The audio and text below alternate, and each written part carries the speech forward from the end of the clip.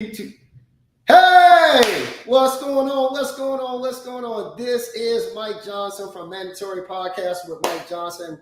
Listen, I am excited on tonight. I have a very special guest. I have Mr. Tim Thorn of Paisley360, a fantastic fashion stylist. This man is a stylist amongst stylists. This dude knows what he's doing. I am so glad to have him on tonight, and it's going to be a great show. We are going to be talking about something that we know a lot about. This is definitely our lane, Tim and I. I'm going to let him introduce or talk about himself a little bit in a second. But tonight, we're going to talk about men over 40 who may need a makeover. Tim, I don't know about you, but I have a lot of clients here lately who are 40 plus, and they are in desperate need of a makeover. A desperate need of a makeover, but they aren't sure about how to achieve it. So one of the things I wanted to do was bring you on tonight so we could talk a little bit about how you go about doing these makeovers. So without further ado, let my guest introduce himself properly. Tim Thorn, take it over, sir. Hello, everybody. I am Tim Thorn, aka Paisley360, and I am a stylist located here in Houston, Texas. And I'm honored to be on tonight with Michael Johnson, who is the tailor extraordinaire, Thank you, sir. fashion influencer, global fashion influencer. So we're just gonna talk some real talk tonight about fashion and men 40 and over. Yeah, man, Tim. So you're not quite 40 yet, but I'm 52. And no, you're 22. You're not even nowhere near. Okay, I'll take it. Right. So again, man, I want to talk about this because this is one of those subjects that I'm starting to see a lot of men be more interested in. And I think, Tim, you jump in wherever you want. But one of the reasons I believe men over 40 are starting to care more about how they look is because of groups like the Silver Fox Squad and other groups of men who are over 40 and above who have taken or just shown the world really how much of an interest we take in keeping up ourselves in terms of our physical and our physical well-being. And when you see us in terms of being fashion influencers, how we move, we kind of keep up with the times as opposed to being trapped in the 80s or the 90s or even maybe the 70s, just trying to keep up and stay relevant. And so what I was explaining to you earlier was I have a lot of clients of mine now. They're saying, hey, Mike, man, I know what I want. At least I think I know what I want. I just don't know how to do it. I don't know where to start. Where do I begin? Do I start with my hair? Do I start with my face? Do I start with my clothes? Do I start with all of it? What does it take? What's the budget like? Am I going to have to get a whole new wardrobe? How do we actually achieve it? So, Tim, I'm gonna let you kick it off, and then I'm gonna jump in, and you know how we do, Tim. It's just a dialogue about fashion, stuff that we love to do every day. Yes, those are amazing bullet points and a good start. Mm-hmm. One of the things that I always do when I have a new client, and of course they come to me for help, right? I always start. You build a foundation first. Mm-hmm. You start from the ground up. Mm-hmm. And so I always tell them that the most money that we're going to spend on any particular thing are going to be shoes. So, because that's normally the scariest factor right there. Yeah. When you tell them that your shoes got to cost more than $99 sometimes,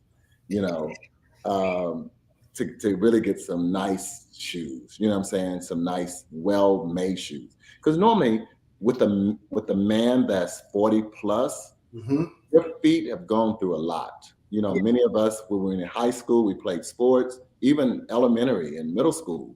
And then in college, we played sports. And then after that, so our feet have taken a big bruising. So by 40, you should be able to afford a nice quality pair of shoes. I'm not saying you got to have the high-end designer shoes. I never said that. Right.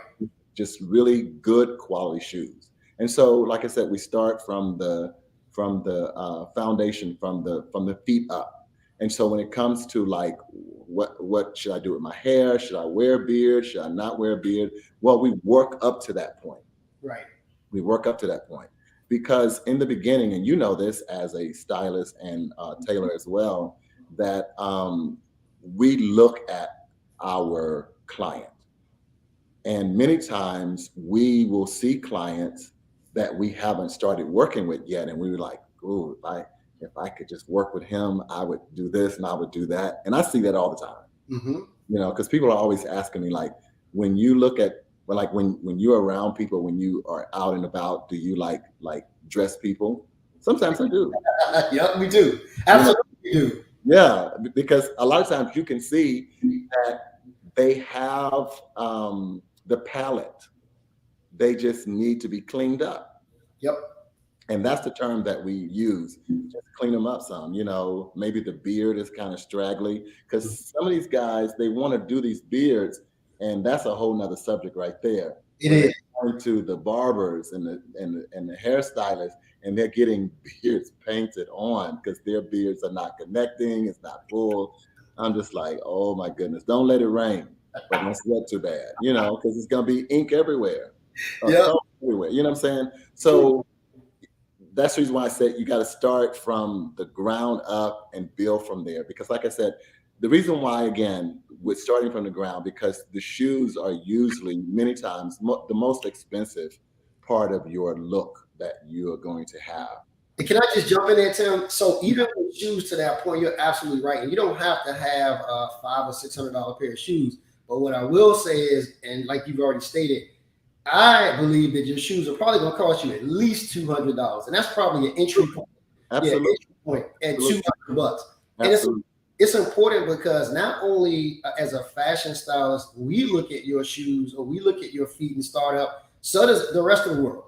Every man is looking at another man's shoes. Every woman is looking at another man's shoes. They want to see what your shoes are like. And honestly, and this is probably, it's not always the case, but it is a good indicator. If you have on a great pair of shoes, then pretty much everything else is going to take care of itself.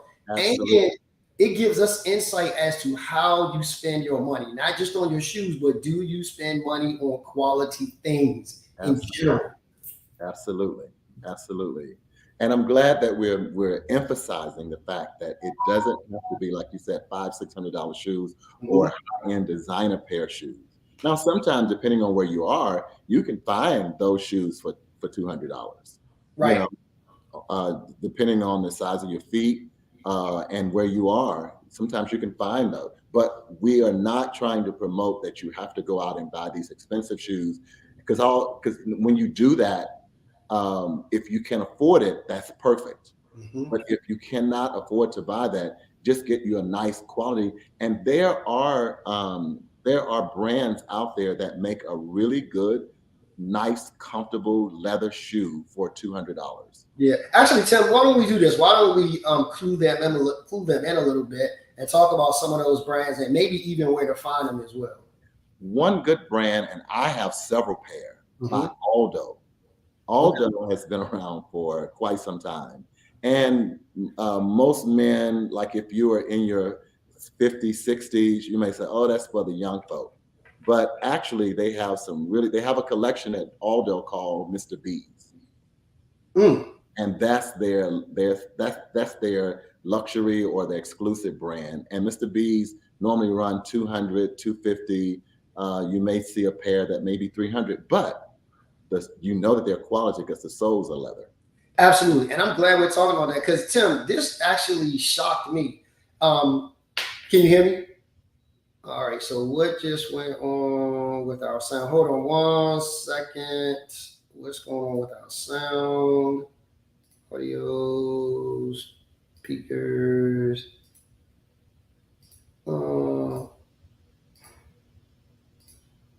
Okay, Tim. Let's see.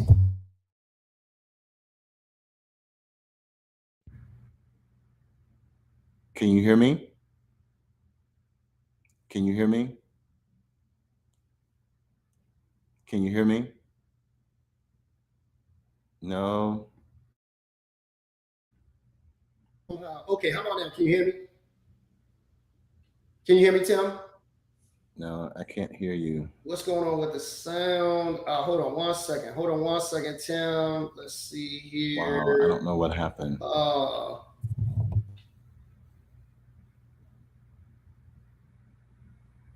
Test 1 2 1 2.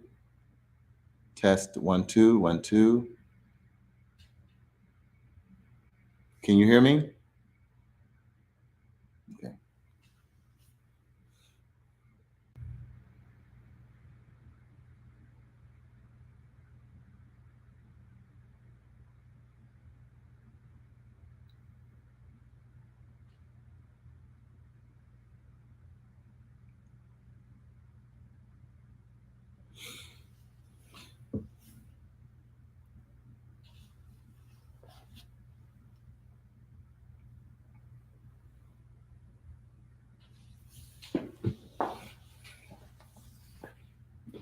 Okay, Tim, can you hear me? Yes, I can hear you. Let's see. Tim, you still there? Yes, I can hear you. Hear me? Can you hear me? Can you hear? You can't hear me? Yeah, I can hear you. How about now? Can you hear me? Yes, I can hear you. You can hear me now? Yes. Okay. I don't know what happened there. Okay, can you hear me, Tim? Yes. Okay, I can't hear you now. Okay, let me do something.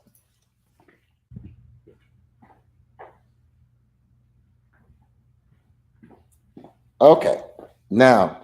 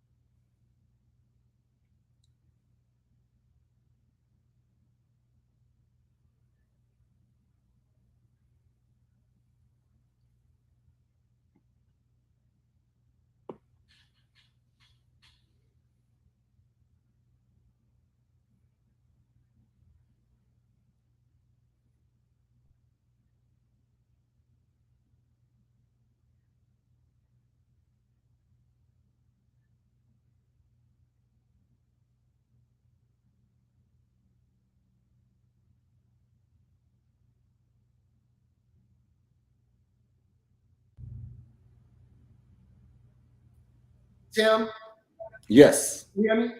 Yes. Okay. All right.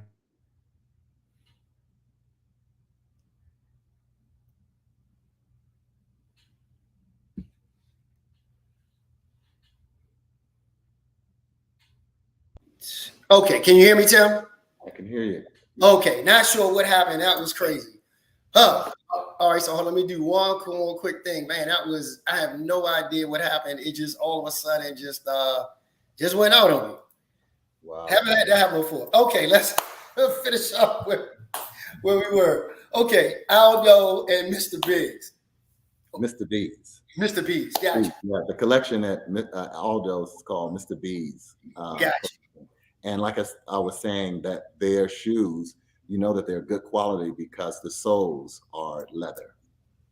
And they're Yeah, you know what I was starting to tell you is that it was interesting to me when I hear younger guys talk about a quality shoe, they call them leather bottoms or hard bottoms.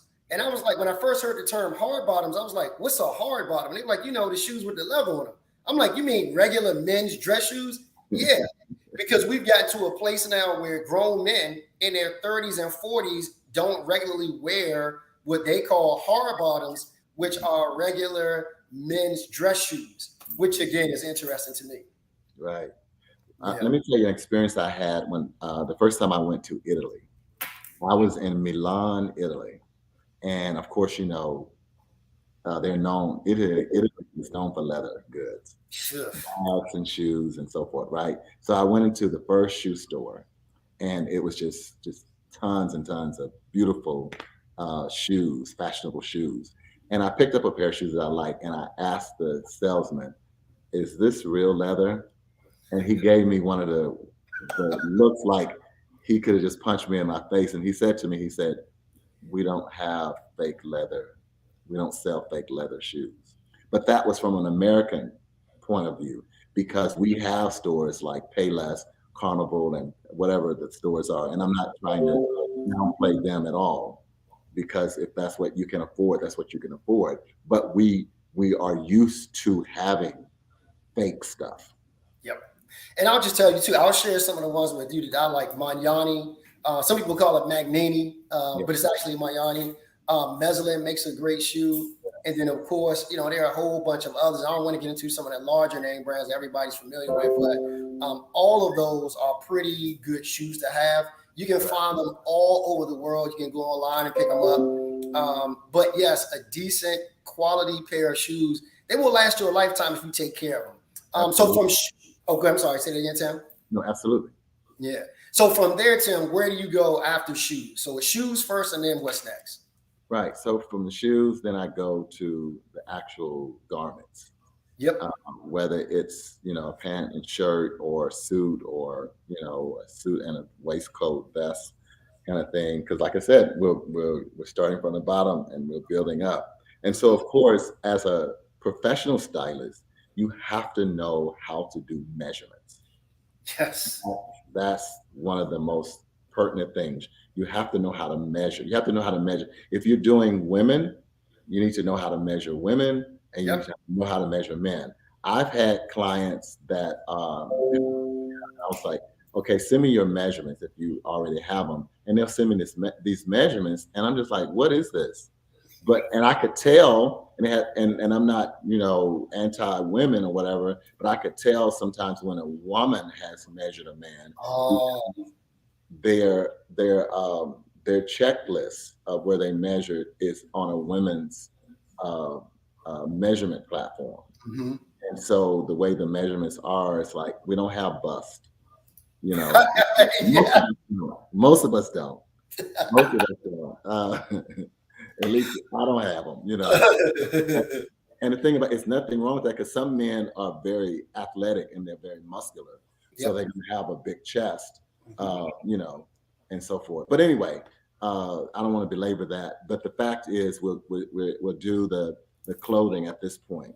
Now, usually from the beginning, while I'm getting to know that client or that person, I've already summed up how I think their hair should look, or their beard, or any facial hair that's going to play into the equation. I've already summed that up, so I'm not really worried about that. It's more or less because too, as a stylist, that many men, when you are giving them that 360, you have to do a lot of preaching. Lot.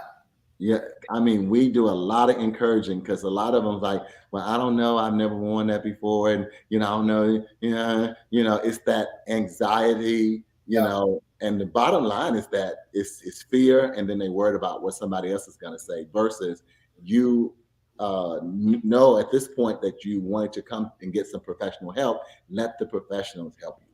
And let me just say this to your point. That's absolutely true. One of the things I do with my clients, Tim, is that when they first come in, I actually do something that's pretty interesting. I videotape them. So I ask them to come in with whatever their best is, just put it on, wear it, bring it to see me. When they come in, I actually say, hey, look, we're going to videotape you. So I want you to walk towards me. I'm going to have the camera, all right? And then I want you to walk away from me. And then I'll put the camera down and I'll show them. I say, okay, this is what you currently look like. So you can see how your clothes fit. And so what I'll do is I'll actually, from this vantage point, I'll start at the top and I'll work my way down. So I'll kind of start at their hair, then I'll work with their face, then I'll work with their clothing down to their shoes to show them this is our starting point. All right. So understand, here's where I believe we should make these different changes. And it's amazing to watch them and I asked her to say, listen, we're going to be honest with one another. So I'm going to critique you, but don't take this personally. It's just things that you need to do to get you where you say you want to be. So let's start with, of course, your hair or whatever the case. Like, well, if you're trying to get to this place, you're balding. So let's not go for curls and all the rest of this kind of stuff or fade, because why do that when it doesn't really work? And I know a lot of men, they're like, I'm not cutting my hair. And I'm saying, listen, we may not have to cut it all off, but let's get it low as possible, right? So that it looks decent and we can do something, really, really kind of do something with it, because we don't want your hair to be a distraction. Everything else works and flows, but then it's your hair and you get to the beard, so on and so on. But I made that point to say I videotape them because I really want them to see what they look like. And Tim, what I realize is most men don't have any clue as to how they present. Right. They see other people, but they don't know how they present. Right. And so I say to them, like, is this what you want to present? Right. And then we say, okay, now turn it and this is how I break them down a little bit to say, now turn it over to me. Let me do what I do. And we're going to get you as close as we possibly can to where you want to be. And understand, and this is for the general audience, you're not going to get there on day one. This usually takes time, right? This may be months. This might be years. It really just depends on the person and their budget as to how you go about getting them to where they want to get to. Right. And those I may even start recording too, video recording too in the beginning.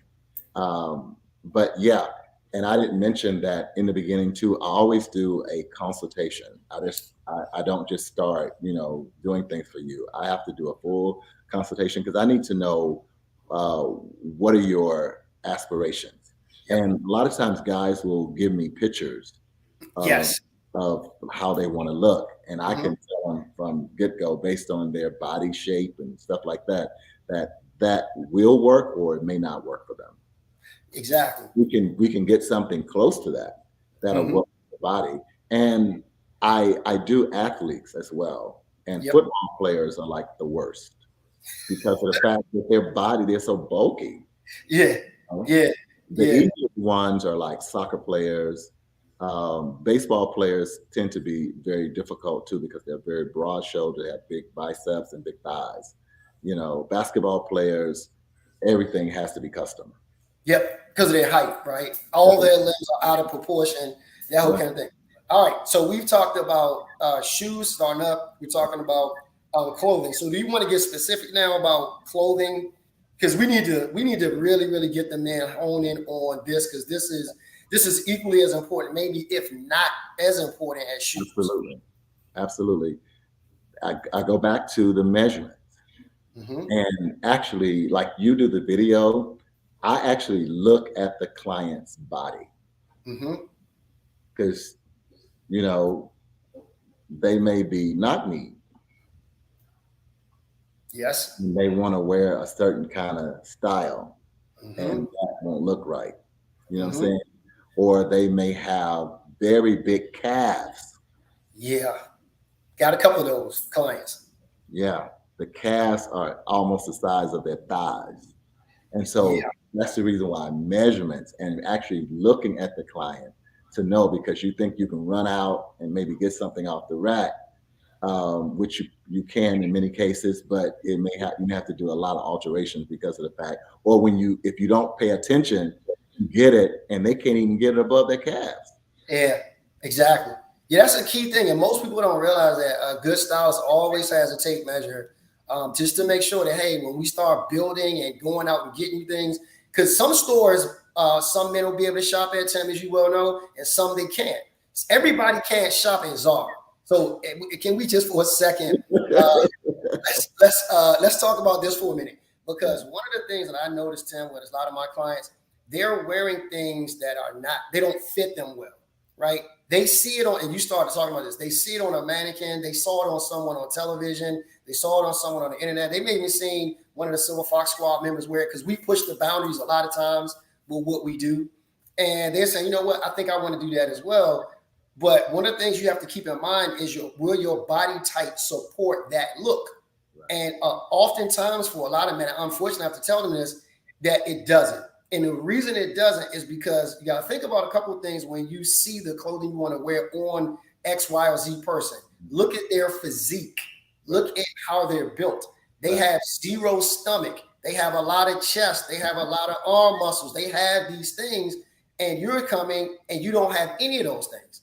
So it's difficult to get a larger size guy into some of these things. And really what it is again, this is why I videotape guys, because I'm like, I want you to see how you look and how you present, but understand too, here's the reality of where we are today. Now, that doesn't mean things can't change or won't change, but we're starting with today.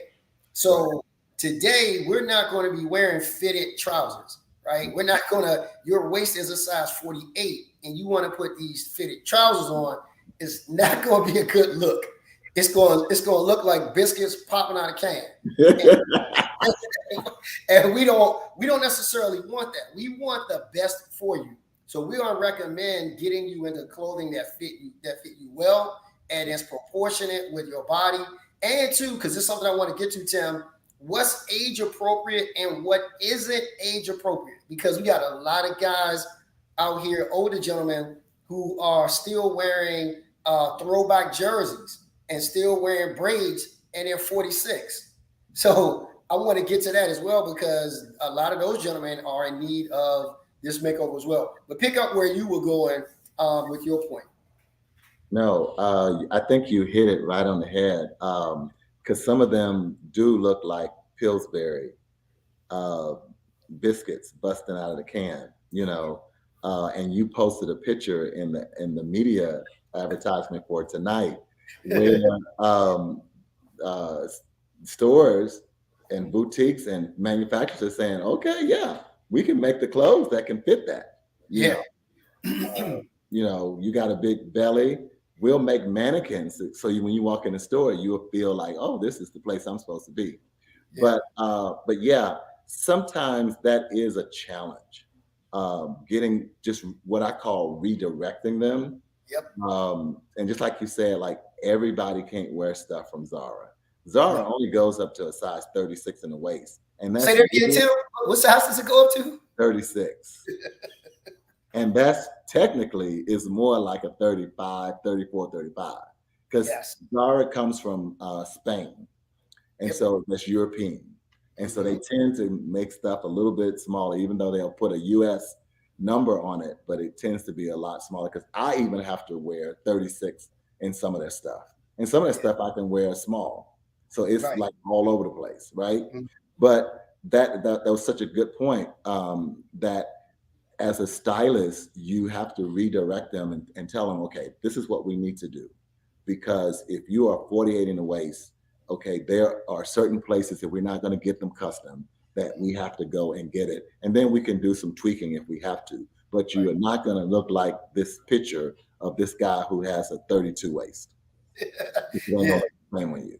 Yeah. And I get it. I've got a couple of clients like that. I've had to redirect them and say, hey, work with me and let me help you, because we can give you a great look. It just won't be exactly that, because that was meant for that specific physique, and you're not there at that point. And then speaking of that, because you know this Tim really well, being our stylist for the Silver Fox Squad, we have I'll call it an unofficial physique that we have to fit, right? Like, we know that we can't get but so big, because every time we take pictures or we're featured on television or whatever the case might be, people are looking at us.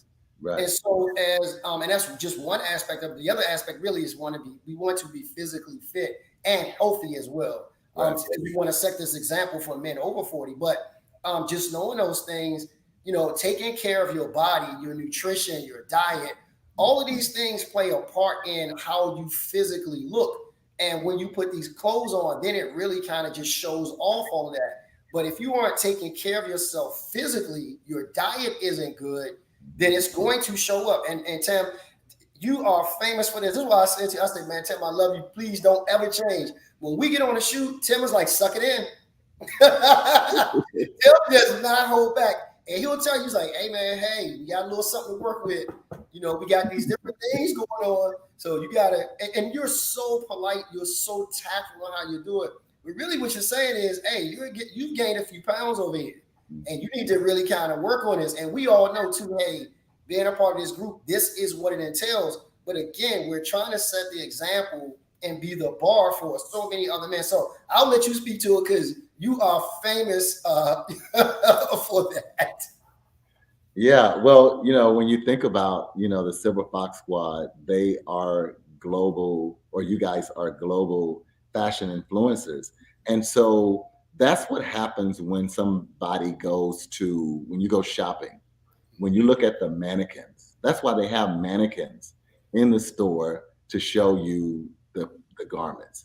And so you guys are global fashion influencers. So you have to have the type of body to kind of show what can happen. Now, the good thing about it is that all of you guys are not a 32 in the waist. Correct. So it really gives hope to guys who are thicker. Yes. To say, yeah, you can be a little thick and you can still pull this off, because we have really we have a plethora of sizes, like I'll pull out JP. He is the most petite one. Yep. Of all, he's like a 30, 31 in the waist. He's the most petite of all, and then we have sizes up to 36 and close to 38. But there are also ways that we're going to have to come back probably on another podcast to show how you do some trickery with, and just covering up and camouflaging some things that, they do it all the time. Like, for example, when you go into a department store and you see a well put together mannequin, if you walk behind that mannequin, what are you going to see? You're going to see clips and pins. Oh, absolutely. They have snatched that jacket and, everything's just snatched. But from the front, it looks amazing. But in the back, that's where you had to do some adjustments. Exactly. All right. So jumping back into the clothes, I'm just thinking about this off the top of my head, but and just realizing what we do when we all come together or get prepared for photos or whatever the case is. Again, we try to make sure that all of our clothes fit us well. So I want to talk about fit, because that's really where we kind of been going. And a lot of guys, I've seen this a lot of times, they'll try to squeeze into a 36 when they're really a 40. And that's a tough task, but a lot of guys do it. And I think some of that too has to come with, they don't know what their sizes are. Like, they've never been formally measured. Somebody's never said, hey, I know you think you're a 44, but you're really a 48, meaning that's your chest size we're talking about now. Right.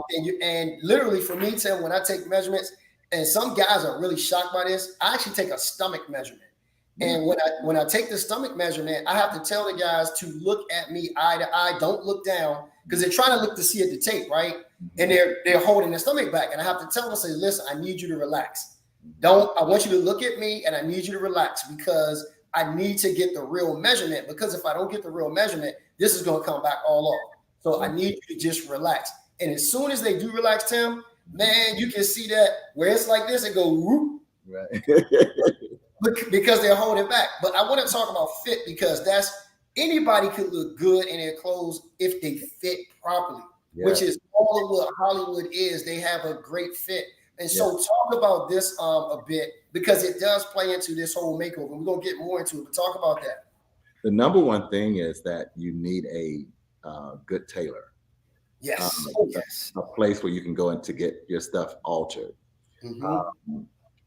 I should have brought a suit. I went to the thrift store a couple of weeks ago, and I found a brand new cobalt blue tuxedo. Cobalt blue, brand new. It was still tacked, brand new. Somebody donated it to whatever, to this thrift store. It wasn't Goodwill, but it was one of the we have like stores, brands called Thrifties or something like that. And I got it for like $16. And guess what? It was my size. Holy smokes. It was my size because the shoulders are perfect. Only thing I got to do is let the sleeve out. Yeah, because you're tall. Yeah, because I have very long arms. And let the sleeves out, let the length of the pant out about an inch or so, and you would think like it was custom made because I will tailor it to my body. Wow. And because of the fact, with me, most people don't know I'm as tall as I am because when they meet me in person, it's like, oh my God, you're tall. Yeah, I'm 6'2". On my pictures, somehow I don't come off as being 6'2" for some reason. I don't know how that works. But for the key is tailoring. And so for me, because my pant length usually have to be 36 length. Right. Okay. My pant length. Right. That's your inseam, right? That's my inseam. Yes. So my waist 34 and my inseam is going to be 36. My arms are 36. I need a 36 length because I have long arms and I have long legs. Yep. Now, I can't just run to the store and just get it and it's just perfect, boom, like that. You know, in most cases, that don't happen. So that's where the tailoring comes in. But when I get it tailored and put it on, you go like, oh my God, like all your stuff you get custom made. No, not all of it. Yeah. But you don't have to. Yeah. You don't have to. All right. So we talked about that. Now, in terms of, again, the fit, we got that all covered. Another thing I want people to realize is the cut of the clothing. So there's sometimes, and I've seen this a lot because we do this, all of us, and you started talking about it, we love to have our stuff snatched. Yes. And not everybody can have your suit snatched. And I've seen a lot of men, they do this. And I think that's a no-no to try to snatch it. It's a no-no to try to snatch because, Tim, you know this, when you pull towards the waist, everything else, it gets accentuated. Once you come out the sides and out the top and all the rest of this, you have the bulging of the jacket. You see rolls on the side. You don't want to always have it snatched. But if you can, that's perfect. But if you can't, or if it's too daunting a task, don't do that. I think that's you talk about that a little bit, Tim, but you know exactly what I'm talking about here. Well, we got to go back to that Pillsbury can of biscuits. When you try to get it snatched, like because you see the thinner guys with it just like it's glued on them almost, but because they don't have what they call them, the love handles and that kind of thing, it can look really nice and slick. But when you don't have that kind of body like that, you don't even want to say the word snatched. Right. Exactly. You know what I'm saying? Because like you're saying, your body and that blazer, because I don't know if you've seen some guys where they tried to get it snatched and it's like they got that one button because that's the only one they can button. And it's kind of like it's almost like a torpedo, like any minute now, that button and the buttonhole is like screaming like, oh my God, we're under so much pressure. Because of the fact that you want to get the fitted suit. And if you remember about 15 years ago, guys did not want to do the fitted clothes. Not at all. You know what I'm saying? All loose, all baggy. Yeah, they didn't want to do the fitted. And now the same ones that didn't want to do it, they wear the most fitted clothes. I'm like, I wouldn't dare wear my clothes that fitted. You know what I'm saying? And that's another term too. I think we need to educate people tonight on the word between it being fitted and tight. There's a difference. Because those are two different things. And tight is what we're talking about now, to where that button is screaming for help. Fitted is when you look at the squad, how everything fits. You never see any of you guys in clothing where it's like you guys about to bust out of them any minute. Like you can't even bend over, because if you bend over, something's going to split, bust, crack, or whatever, And so you have to know that I need my clothes to fit me. Yes.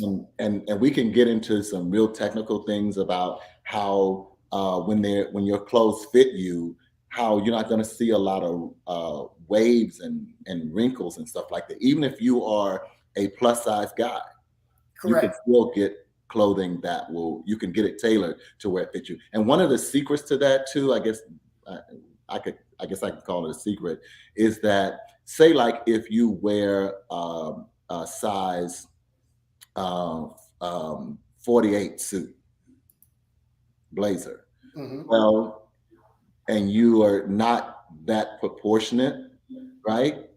Well, you go up a size, Right. and you can cut it down.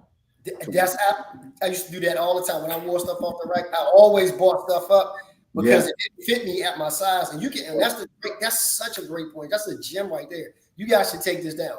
And I would even say this for women as well. yes, If you find a garment at a store, you go in and you're like, you know what, I like this, but it's not my size. Buy it one up. Get to a great tailor or seamstress and have them cut that sucker down. It yes, will lay on you like, something yes, perfect. yes, Something perfect. yes. Um, And when you have a good tailor, like I know tailors in this city, I can take some things to, let's say, for example, I found a London fog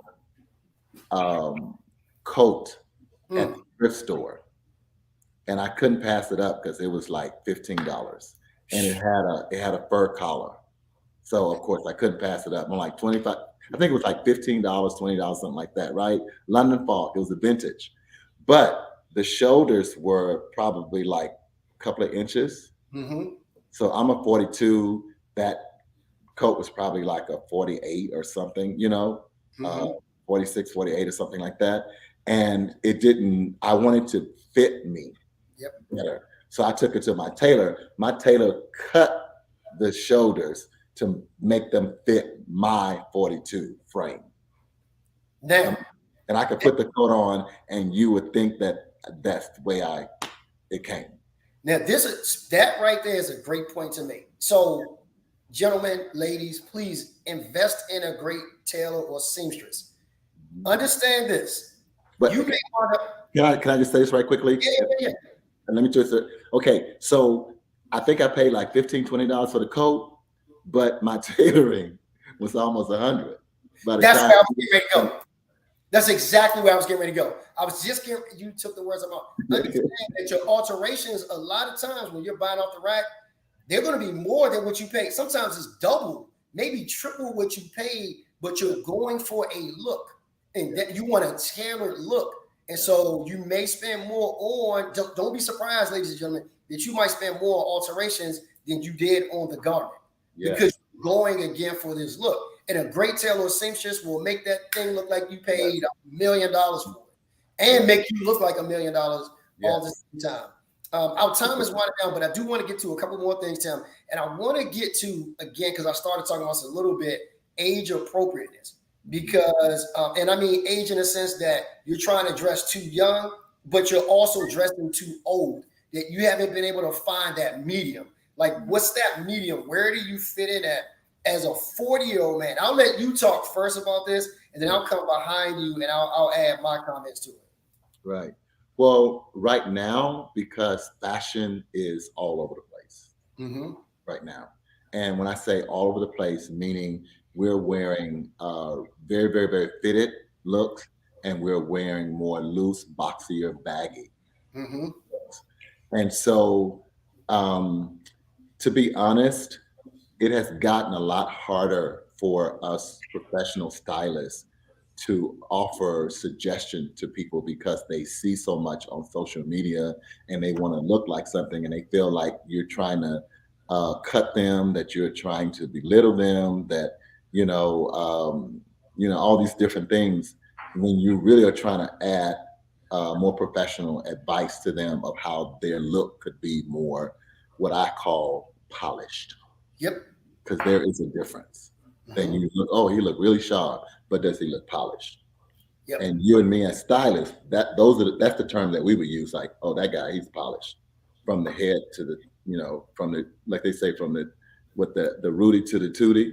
You know, so when it comes to age appropriateness, that's when you really need to seek the advice of a stylist. You may not be able to afford the full service, but you can ask some questions, like, get them to give you some advice of where you should go to shop for your clothes and what type of clothes that you should be wearing. Yep. Yeah, one of the things that I try to make sure I do with my clients, and as you said, we're doing it when you first do the consulting piece of it, bring them in, talk to them about what their goals are, aspirations, why even are you doing all of this? I try to understand, and I try to build from that standpoint. So, for instance, most of the guys that I'm getting, they don't know how to put a casual look together. They struggle even in their dress up look or their dressier look. But their casual Tim is absolutely horrible because they're saying, Mike, I don't want to wear dad jeans, but I don't want to wear skinny jeans as well. And this is a cautionary tale because, and like you said, sometimes it can be a little bit tricky depending upon who you are and how you move and how you put it all together.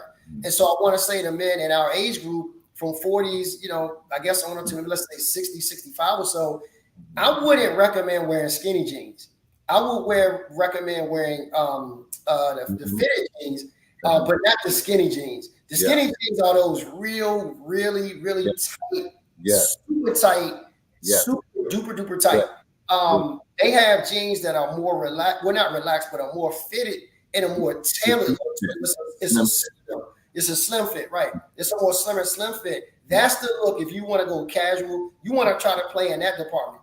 Even in that though, you got to be careful because your physique is going to make a difference in wearing it. Because I see a lot of guys again, and it's not harboring anybody's weight or whatever. Just saying, think about this because you want your clothing, your ensemble to be symmetrical to your body. If you're big and heavy up top and you're wearing these skinny jeans, it makes you look really, really like a cartoon character. Right.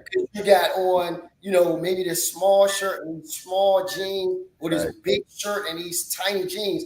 You can't fit in this slimmer jeans. You can bump up a little bit because they have something a little bit with I think it's a loose fit or relaxed fit.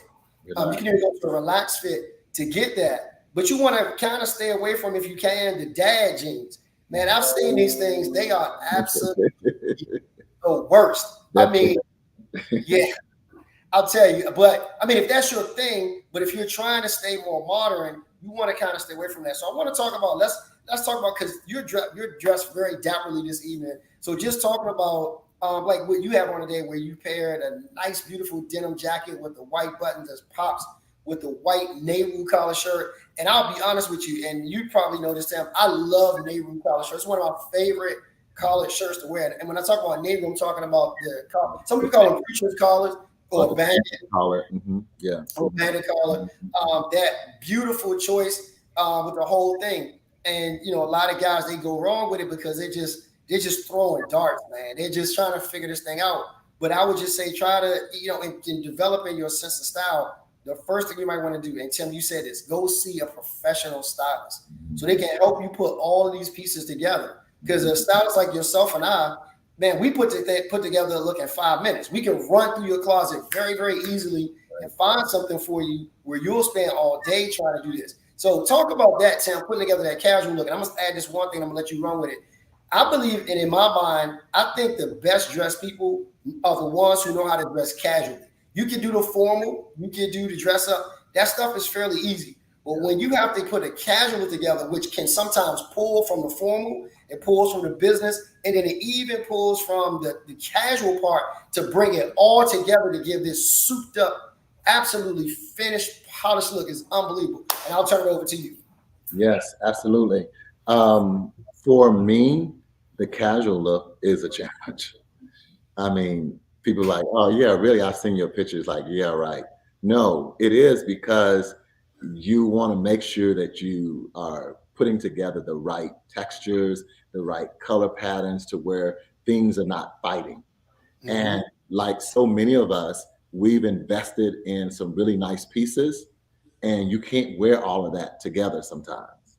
Right. So having just really knowing what works best together. Yes.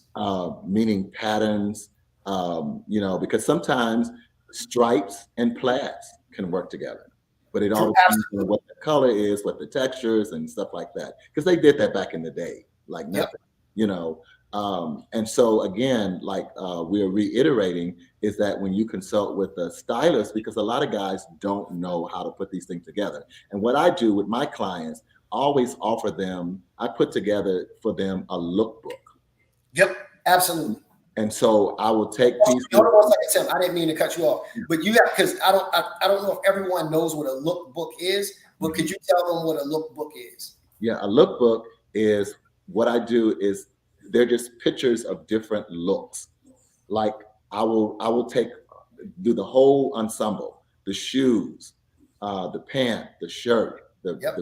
the vest, and like you and I, we like wearing scarves, you know, around our neck, you know, put all that together, and I take my iPad and I take pictures on my phone and take pictures of that look. And then I'll do another one and another one and another one. And another. So when they get ready to go out, you know, because they've already told me they don't know how to put stuff together. So that's why I create the lookbook. They can just go through their pad and like, oh, yeah, I feel this one today. It's a nice, beautiful, sunny day. This is perfect. And they don't have to think about anything. They don't have to think about what shoes go with it, nothing. Yep. And that's, you know what, you just gave away a nugget. Like that's a secret that we have that we use at our disposal in this game, right? Is a lookbook, because it's a visual representation of what you want to be, but you didn't think of it yourself. But you can see yourself in that way, right? So that's I'm glad you brought that point up. And that lookbook is applicable to all looks. It's a formal look, it's a casual look, it's a dress look, it's all of those things and then some. And if you don't have this, ladies and gentlemen, you should actually consider today, starting today, to just go through the internet and scour and just take a look at pictures. If you see your favorite movie star, your favorite athlete, or your store is running this ad, grab that shirt, grab those trousers, grab those shoes, you know, and you can also, you know, go to these different apps and you can put all of those things together.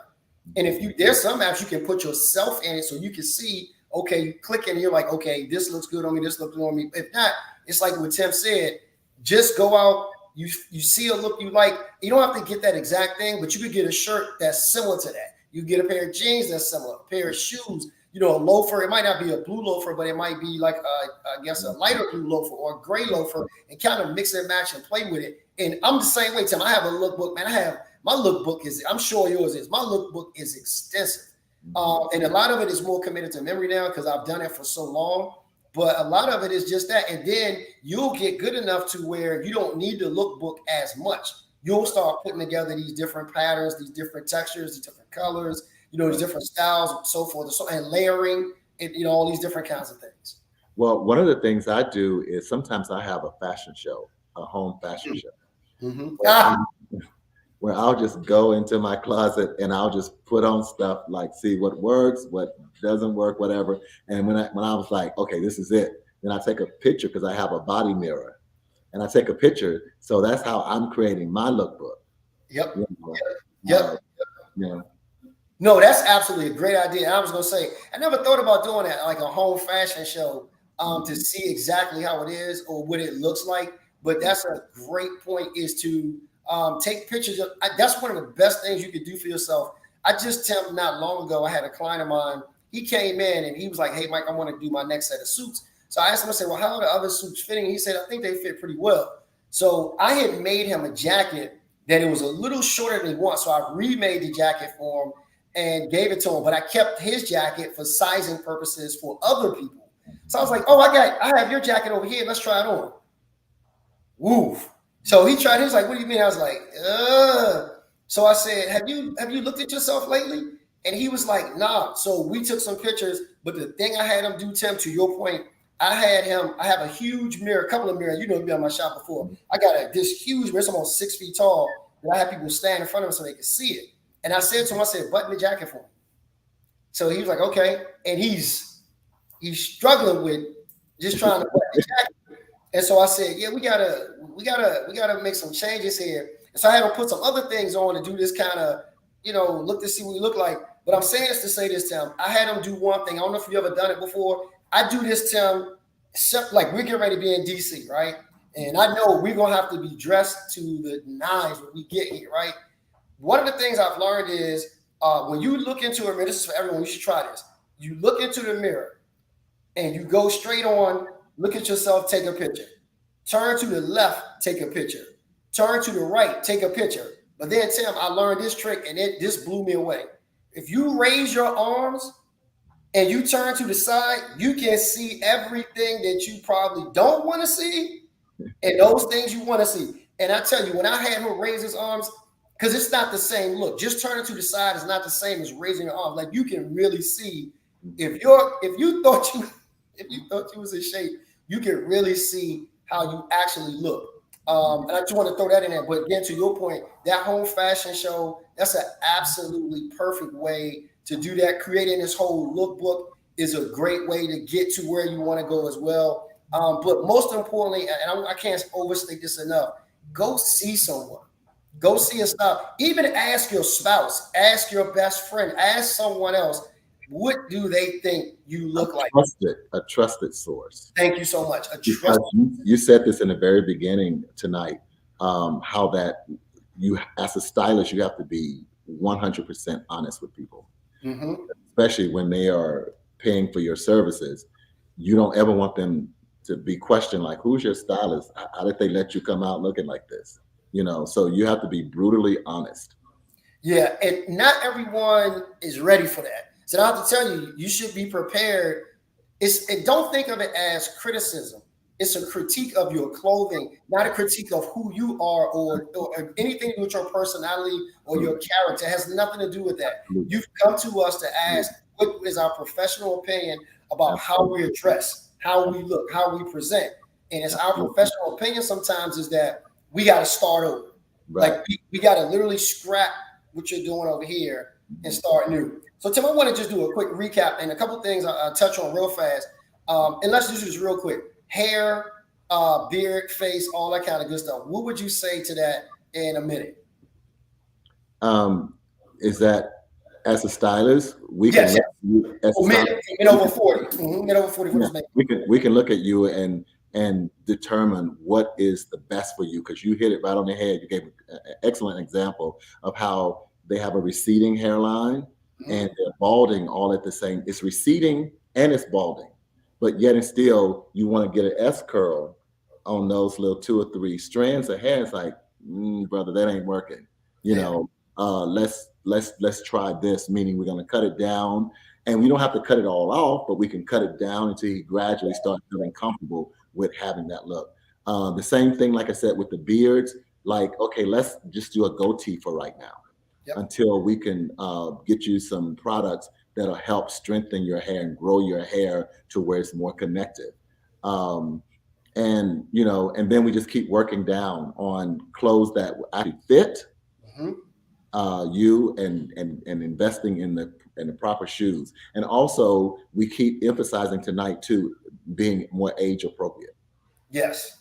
Because we've seen a lot of guys who have salt and pepper dreads, but if your dreads are have taken most of your hairline is receding and it's not really, it's like it may be time to cut them. Yeah, agreed. Yeah. Agreed. Yeah. And I mean, all of these things play a part in your overall look. And if you really want to get the best out of it, you really should trust somebody, a stylist, like you said, or someone else. Can I also add this too? I don't want to leave out eyebrows. So Tim, real quick, talk about that. Now, some men, I'm gonna bring you back because one of the things I touched on earlier last year in dealing with some clients is manscaping. And I actually throw eyebrows into that category because I do believe that's a part of it. And some men feel like, hey, where does it end, right? Like I had this question, I was like, as a man, where does it end? Like I'm losing all sense of being a man because you're talking about doing all of these things in terms of, manscaping. And again, for me, eyebrows go in that whole thing as well. So talk about that real quick as well. And you can talk about manscaping if you want to for a moment, and then, whatever. And if you want to skip past it, that's cool. We'll skip past that. We'll skip. Let's just talk about sometimes you have that unibrow. Yes. Well, you really need to separate and have a left and a right brow. And then sometimes they may be thick, and especially when guys start getting older and graying, you have hair in your ears that Yep. needs to be cut. Yep. You have hair hanging out of your nose that needs Yes. to be cut. And Yeah. then sometimes your eyebrows become very wild that they need to be trimmed, especially if you're trying to have that nice posh look. Yeah. And that's a good point you make, Tim. Like having a great haircut, being all these different things, haircuts that are appropriate for you. I don't know if you're 50 years old, all the lines zigzag and all the coloring, unless you're in the entertainment industry, that Right. don't plays along in it, or what we do. Of course, that goes along with it. But if you have a regular 9 to 5 job, you don't want to have 1,000 lines in your head. You may not even want to have all the jewels and just all the gold teeth and the diamonds in the teeth and all these other different kinds of things. You might want to kind of shy away from those things and stick to the more traditional until we can figure out, okay, how do we play on a wilder side and get you to, where you want to be in terms of that. That's important. But I know most men shy away from having any kinds of things done. Like you just mentioned a unibrow.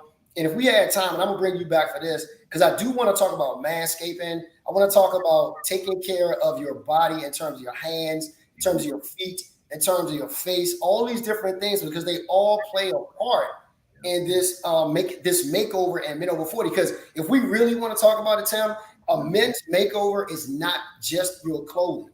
Sometimes it involves weight loss. Sometimes it involves manscaping, Right. hair cutting. All those different things play a part in it. But on tonight, we might do a part 2, Tim, to this, because that is important to do as well. Because as you well know, when you're taking pictures, depending on what you're wearing, you really want to have as less hair on your body as possible. And I remember one time you mentioned this to us, and some of the guys are like, "Hey man, I really don't want to necessarily shave down like that." And you were like, "Hey, as we are taking these pictures and people are paying us to take these pictures and they're paying us for a product, us being the product, all this has to be done. It's really almost non-negotiable."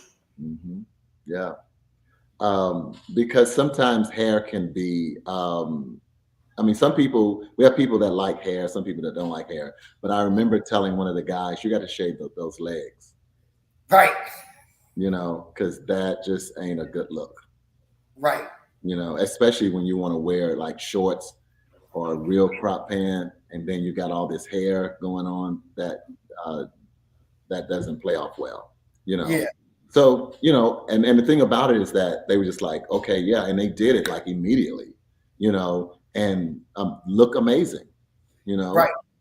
Right. And I think too, it's the whole thing of being, it's almost for some people, it's a challenge to their masculinity, right? Because they're like, you're making me more feminine by having less hair. It's like, no, it's just how we want to present and you said it several times, and I would have said it if you hadn't said it, it's just being polished, right? And if you're going to if you want to present a specific look, then that goes along with the territory, right? All those different things. But man, Tim, I've had a fantastic time with you. If you could for us, could you just give us 3 important things for men over 40 who are doing makeovers? Give us 3 quick things that we must do if we're going to do a makeover and we be successful at doing it. And I'll add 3 things to your 3 things. Okay. Well, of course, number 1, consult a professional stylist. That is paramount. Consult a professional stylist. Number 2, when you consult with them, take their advice. That they are, because you have to sort out, because everybody now is saying that they're stylists. But when you seek out a professional one and just check them out, to see how they do, how consistent they are, maybe some of the people that they work with and stuff like that. And when you have that trust them, that they're going to give you the best that they can pull out of you. And then 3rd, don't be afraid to embrace what they have to offer to you, meaning that it's going to cost a little bit. So, yes. So you have to be prepared when you go into the Mercedes dealership. You can't go in there with the Toyota mindset. Correct. You gotta be prepared for what they're going to tell you, because the service and the maintenance, you know, it's going to cost you later on, you know. So because I find out that so many guys are fearful and they don't think. And I want to dispel this note to this notation as well, is that sometimes they think that stylists are way above their pay grade, that they won't be able to afford them, and that may be true to have a stylist consistently in your life, but the initial consultation can, like, it can change your world. Yeah, it can. It can. I'll start with yours. Understanding that if you're going to do a makeover, this is an investment. So look at it as just like that. If you want a high return on your investment, or ROI, return on investment, then you're going to probably need to invest that way. Yeah. Don't expect that if you're going to spend little, you're going to get a lot. You probably are not going to get a lot. Get someone who is experienced, who knows what they're doing. And like you said, I would actually ask probably for references, unless you've seen this person, right, or you already know what, right, their work is. Two, I would say, man, fit is everything. Fit is everything. When you're going to do this makeover, it doesn't make sense that you've already done the one thing the way you've currently done it. And it probably you're wearing things that don't fit you well. They don't flatter you. They don't show who you really are, or will bring out the best in you. So make sure that whatever you're doing, the fit is, it is what it is. And I'll tie this to fit as well. Nutrition and diet will help with that. So you want to seriously consider changing your diet. Like, it's a serious thing to change your diet, because you'll be able to instantly see results just in the weight loss. And in the weight loss, of course, your clothes fit you so much better. Just real quick, I'll say this, Tim, you know this, probably in June of last year, I was probably about 20 pounds, maybe 20, 22 pounds heavier than I am right now. And it was Titus who actually said to me, hey man, you're a little too big. You should lose some weight. And it felt like it was offensive at the time, but it was very necessary and critical. And he said to me this on top of that. He said, really all it is water weight. Like, you're carrying around, and a lot of us, that's what we do. We carry around a lot of water weight. He said, Michael, if you just lose the water weight, you're going to be fine. And it probably took me about 2 months to shave it all off. And I noticed, you guys noticed it, because we did something after we were in Miami. I came back and people were like, man, did you lose a little weight? And I'm like, well, yeah, I've been kind of working on it.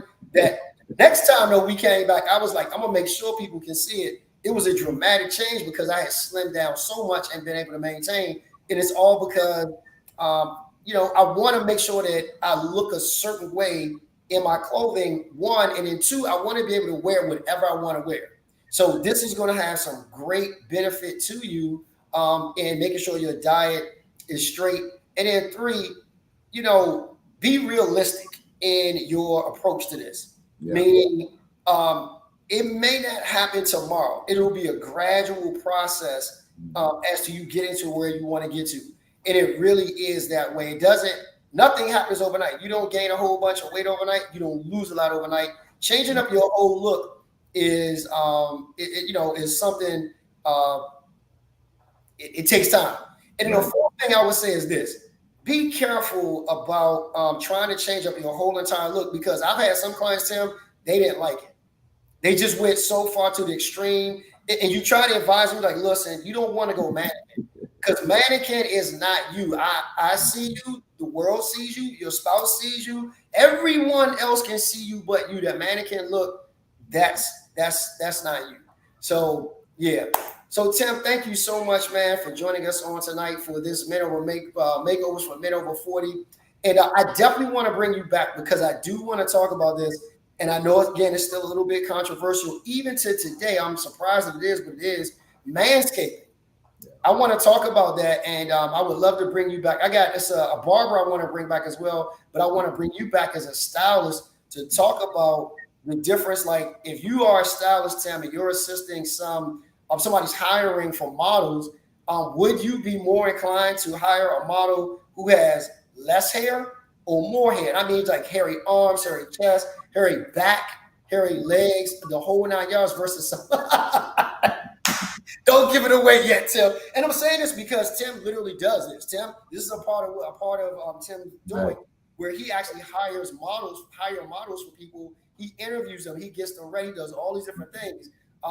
So, just to talking about that, but not that you're just doing this for models, but for everyday average people, because honestly, if I'm trying to attract the attention of someone, and most people now, they want less hair. Now, we might go back to the 70s, Tim, where hair was good for women under their arms, on their legs, all these kind. We may go back there, but today, that is not a good look. And I know for a fact, some people discriminate job-wise because of that, because it's like, hair on your, especially for a woman, you got hair on your legs. That's sometimes it can be looked at as taboo. So I want to talk about that, the whole manscaping aspect of this as well. But again, thank you so much, Tim. It has been a pleasure to have you on. Tim, could you give the folks your information on how they can get to you? Sure. You can reach me at Paisley360 on Instagram and Facebook, Tim Thorn. Those are only two social media outlets that I deal with. And those are pretty easy to be able to find me. Got it. And again, thank you so much. I put up my information. You'll see it scrolling across the bottom of the screen. And please reach out to either the two of us. We love what we do. We would love to help you. Do me a favor, please, and subscribe and like the channel. We'd love to get your feedback about the content of what you heard on tonight. And if it was something more you'd like to see, like to hear from us, man, I would love to bring it to you. Again, Tim, thank you so much. It has been a pleasure. I always enjoy talking fashion. You and I, when we talk on the phone, it's probably like a 2 hour, right? We talk about everything. Oh my God. So it's been a pleasure. And I like to put this in too, for those of you that think like, if you want to get in contact with Michael or myself, we do virtual. Yes. Yeah. I'm glad you said that, Tim. We absolutely do virtual. Virtual appointments are so easy. They're not like what you think it might be. So easy. But if you want to do that, we would love to speak with you, help you, and assist you get to your goals. Again, this is Mike Johnson. That's Tim Thorn. Thank you for joining us on tonight on Mandatory Conversations. We'll be back on next week. Next week, man, we're gonna talk about motorcycles. Tim, I'm a motorcycle enthusiast, so I'm starting to bring content for things I love. And so I'm gonna have a black guy who actually owns a shop out here in Maryland. He's gonna come and talk to us all about motorcycles. So if you love motorcycle and just a motorcycle culture in general, if you love that, you might want to tune in next week. We're gonna be talking motorcycles. So look forward to having him on. Tim, again, it was a pleasure. I'll be seeing you soon, sir. Actually, I'll be speaking with you in a few hours this evening. So thank you again, man. I appreciate you. All right. Have a good one, guys. Enjoy your evening. We out of here. Hang on for a second, Tim. Okay.